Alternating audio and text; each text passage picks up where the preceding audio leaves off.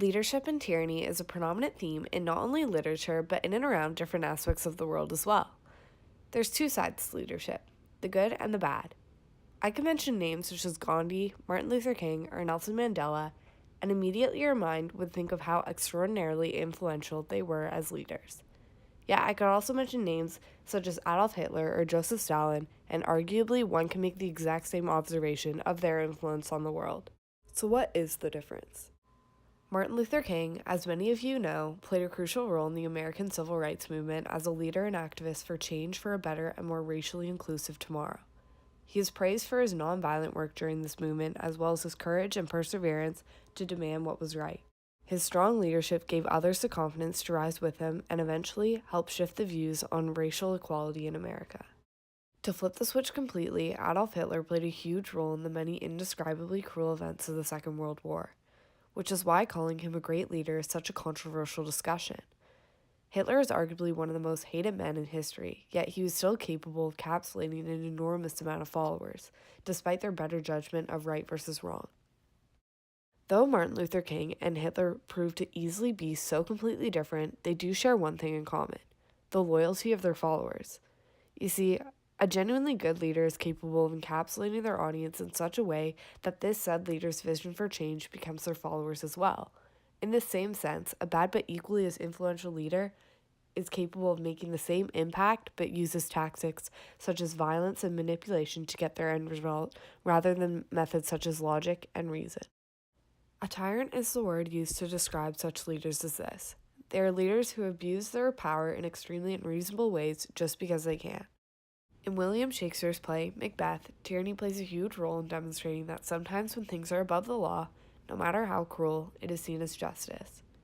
This is shown as Macbeth is deceived by the witches into believing that becoming king was not only destined, but the right thing for him to do for his family and country. Therefore, despite the ethics and never actually being told he had to kill to get the role, his drive for the power of a leader results in him betraying Duncan's trust and murdering him. Also, as the tyrant he is, Macbeth murders Banquo simply because he knew too much and wouldn't assist him in the murder of Duncan, not to mention how he murdered Macduff's family just to prove a point about his power. Macbeth refuses to get any other way other than his own, and, in order to fulfill this need, he is not afraid to commit heinous acts because he's aware he won't face any of the repercussions. Likewise, in William Golding's Lord of the Flies, the tyrannical Jack and his followers steal Piggy's glasses without first trying to rationalize or make a deal with him. They also feel no remorse for their actions because it benefits their needs and they have no one around them to tell them they can't. In addition, the members, as individuals, are too afraid to speak out against Jack out of fear of abandonment and being cut off from resources such as food. In my ISU novel, A Tale of Two Cities by Charles Dickens, one can also see the repeated theme of both leadership and tyranny. This is shown by the citizens of France in the novel who are courageously speaking up for what is right, despite their leader's opinion or power. However, because of their contradictory actions against the government, they received extremely harsh consequences.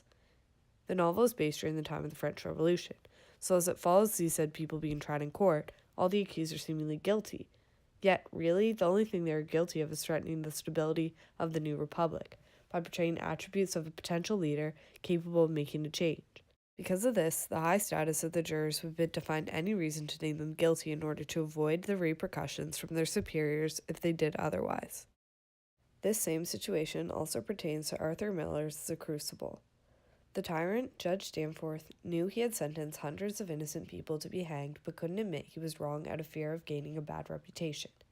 He is capable of changing his actions, however no one was forcing him to do so. He had all the power and used it to his advantage to protect his name. The psychology of tyrannical leaderships can be explained as such leaders strive for the feeling of power and under control, so much so that they have no empathy in regards to what they must do in order to attain their high rank.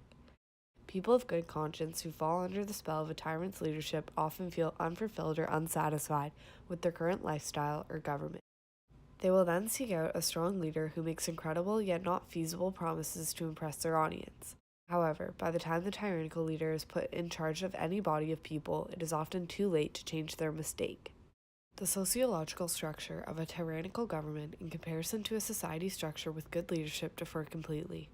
A society living under a tyrant's government are more and more selfish and cautious with their personal lives and information. Citizens who do not trust their leader are more fearful of the power they hold over their people, to which they in turn feel that they must shift into the norm in which said government would approve of. Whereas a government such as ours allows us to voice our own opinions against our own government without any fears of the repercussions. For the average person, leadership plays a huge role in our everyday lives even if we don't realize it. For example, if we have a substitute teacher who does not accept any noise or shenanigans and is sternly telling us to do something, we will do it. Whereas in a case of a lenient substitute teacher, we become more bold in our interactions with them, saying things like, yeah, our teacher lets us use our phones in class, and goofing off during our time just because we can. Though this is enjoyable, we, as the average person, need strong leadership in our lives to keep us on track. This reflects on things like who we will vote for in the future. As Canadians, we are fortunate enough to have the right to vote. However, other countries in the world aren't as fortunate. In these cases, it is often tyrants who take over and screw up their society. To solve this problem in its tracks, someone needs to take the lead and speak up for what is right. In Susan Collins' The Hunger Games, the capital takes charge of 13 districts and forces 2 teams from each to all join together to fight to the death in order to gain necessities for their district. The tyrannical leader President Snow claims these fittingly named Hunger Games are put in place to prevent the world from recreating war from the past. People from the capital are rich and do not participate in the games, so they see it as their form of entertainment and aren't fazed by the cruelty behind them because it doesn't affect them. It took an average member of District 13 named Katniss Everdeen to take the lead in the rebellion against the capital because the lives of the district's citizens were being overlooked. Unfortunately, fictional dystopias are not the only situations in which the value of human lives are overlooked by a higher status.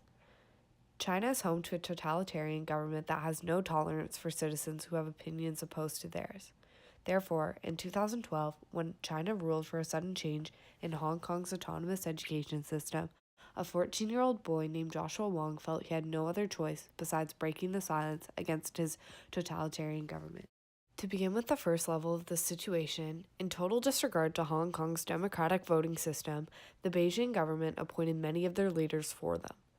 This unjust use of power shows the tyranny in China's leadership, since the dictatorial actions not only takes the voting population of Hong Kong's rights away, but also ensures that any of the preordained politicians would follow Beijing's ideals in order to be given a second term. Tsai Wang, the chief executive of Hong Kong during this time, was one of these chosen leaders. In his role, one of his first plans was to implement the national education system at the start of the following school year.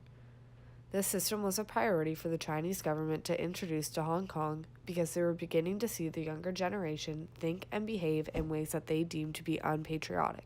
The new curriculum would focus on promoting nationalism, and, as Joshua Wong stated in an interview with Time magazine, the curriculum is basically telling us, first and foremost, you must support the country, and the country is communism.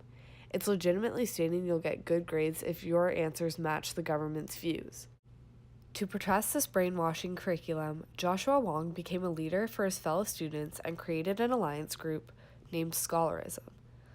With only 4 days left until the first day of school, and ultimately the beginning of the new curriculum, Wong and his crew occupied the square outside the government's headquarters. They vowed not to leave until the government withdrew national education. After 9 days, he not only increased his number of the crowd from 100 to 120,000 people, but also led the government to announce that national education would not be mandatory in schools in Hong Kong. Joshua Wong is proof that great leadership can suppress the tyrannical leadership of any government if one simply refuses to remain silent. Joshua's leadership could be very beneficial around the world as well. For example, in 2015, Rohingya refugees were forced into a mass migration from Myanmar to various Southeast Asian countries by boat. Studies from this ongoing crisis demonstrated the role the Myanmar army played in this mass migration. More specifically, how their involvement was a reason why these refugees felt that it was no longer a safe and welcoming place for them to live. The following video explains in graver detail how the army has affected the lives of the Rohingyas.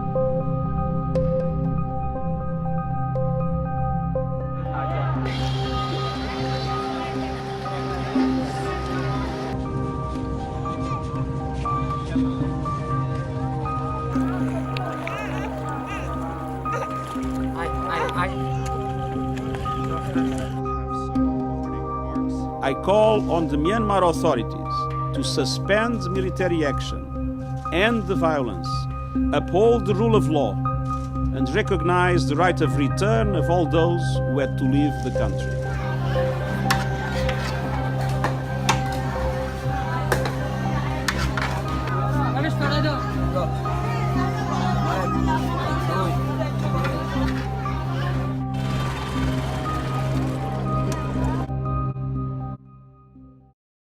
To help narrow you down on this crisis even more, the people of Rohingya are Muslim, and because of their religion, were denied citizenship under the 1982 Myanmar nationality law.